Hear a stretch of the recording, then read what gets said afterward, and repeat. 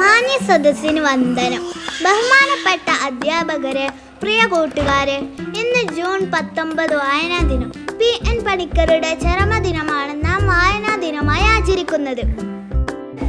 വായിച്ചു വളരുക, ചിന്തിച്ച് വിവേകം നേടുക എന്ന മുദ്രാവാക്യത്തിലൂടെ കേരളത്തെ വായനയുടെ ലോകത്തിലേക്ക് കൈപിടിച്ചുയർത്തിയ ഒരു വലിയ മനുഷ്യന്റെ ഓർമ്മ ദിനമാണ്.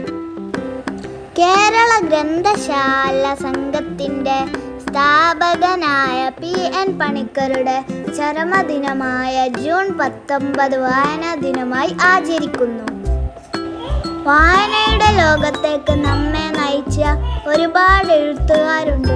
കുമാരനാശാൻ, വള്ളത്തോൾ, മാധവിക്കുട്ടിയമ്മ, ONV തുടങ്ങി ഒട്ടനവധി പേർ ചെറുപ്പകാലം മുതൽ തന്നെ നമ്മെ സ്വാധീനിക്കുന്നു.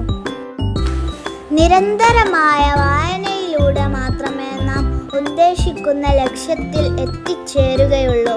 പുസ്തകങ്ങളെ കൈവിടാതെ നമുക്ക് നെഞ്ചോട് ചേർത്ത് പിടിക്കാം. കുട്ടിക്കാലം മുതലേ വായന ഒരു ശീലമാകുന്നത് നല്ലത് തന്നെയാണ്.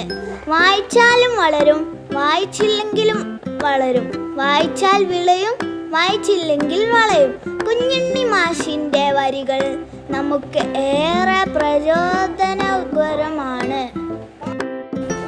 P.N. പണിക്കരുടെ സ്മരണാർത്ഥം ജൂൺ 19 മുതൽ ജൂൺ 25 വരെ വായനാവാരമായി നാം ആചരിക്കുന്നു. വായന നമ്മുടെ ചിന്തകളെയും സ്വപ്നങ്ങളെയും അഭിരുചികളെയും പരിപോഷിപ്പിക്കുകയും ചെയ്യുന്നു.